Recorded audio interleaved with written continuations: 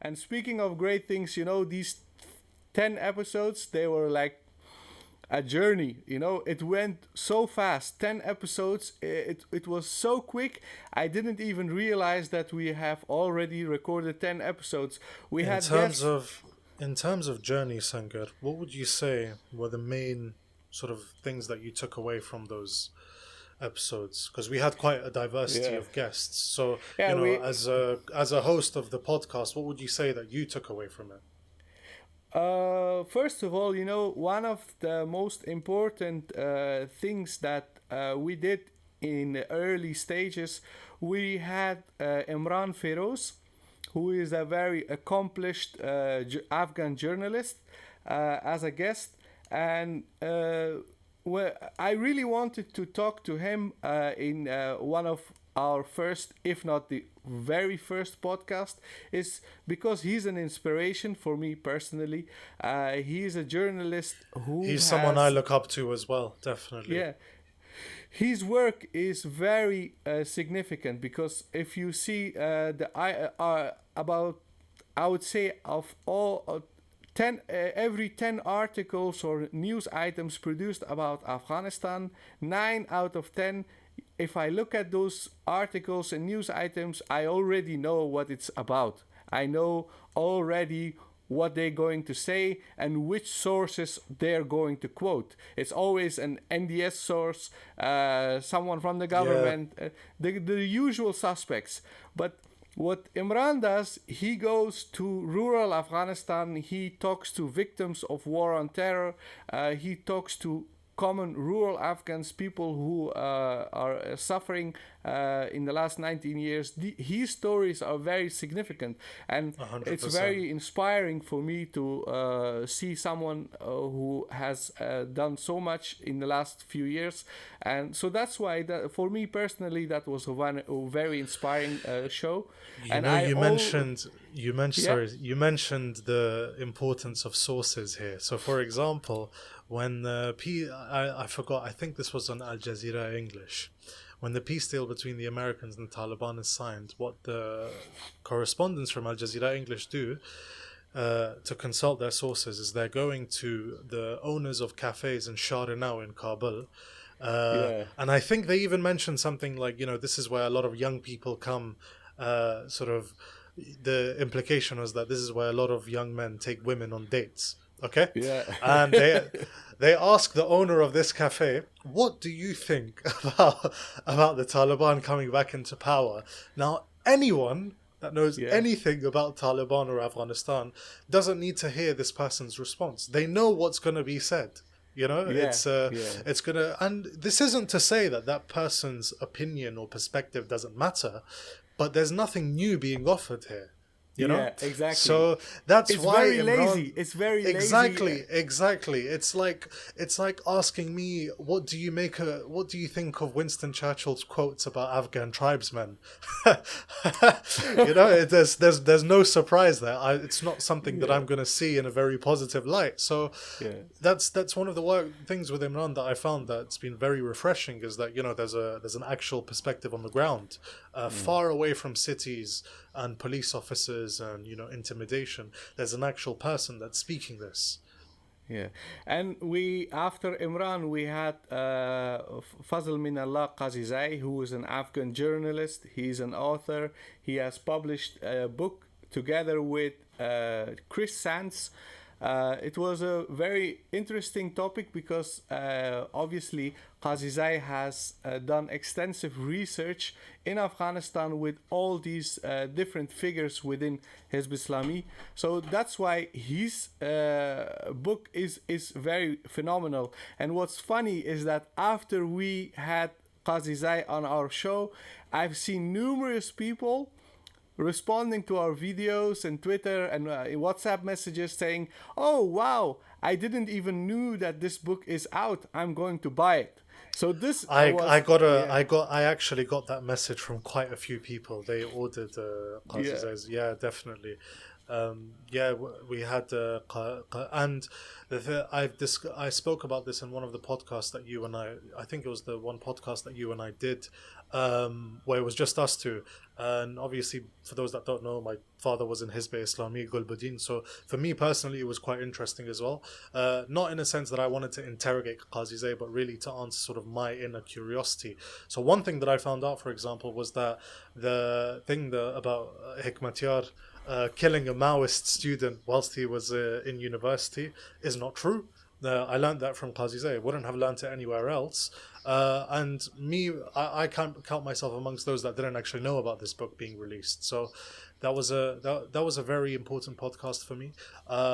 We had Patricia Ghostman, and I remember one thing that she really said that stuck with me was her saying that there's a tendency amongst all quarters, amongst all sides, to see themselves alone as being the victims and not acknowledging the pain of others. I think there's a lot of wisdom that we can take from that, especially given that so many of our problems today are actually relics of the 1980s or the 1990s. We had Wahid Faqiri, and that was a really quite an illuminating perspective for me as well, because this is an Afghan who was born and brought up in a peacetime Afghanistan, during the monarchy.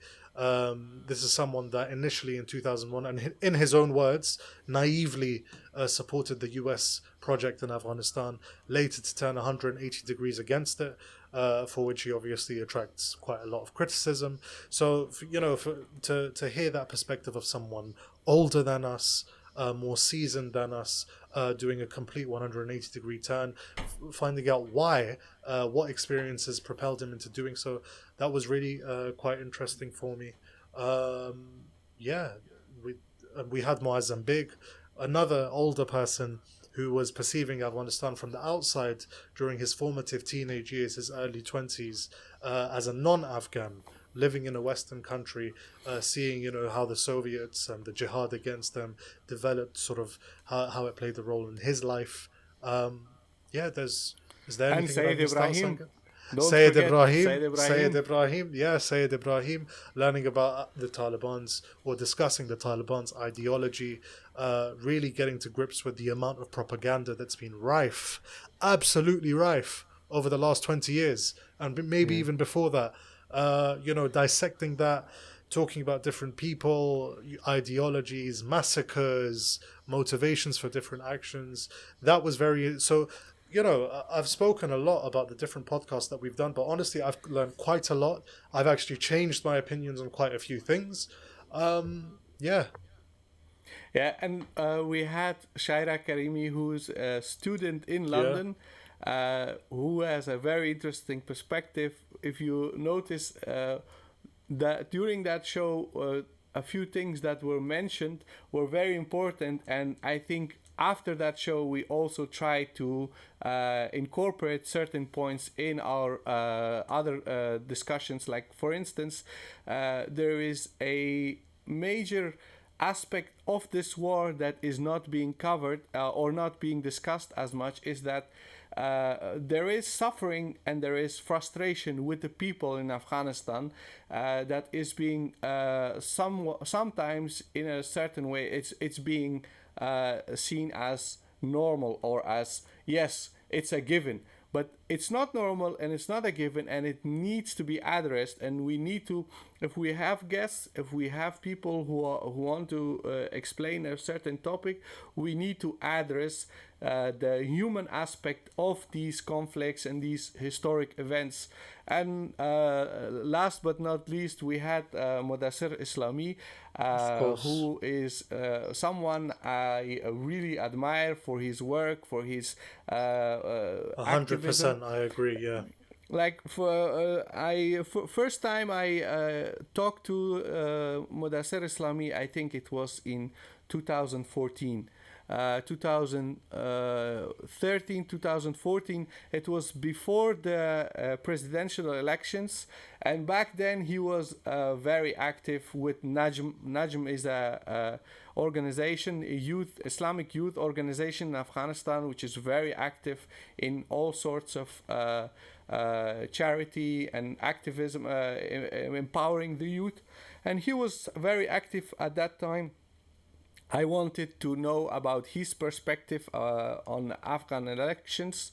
And after that, I kept following his work and how he has evolved into what he is now. He's someone Incredible, who is, incredible work he's doing as well with yeah, regard to Last and Way and helping out families, and it's really is something I admire.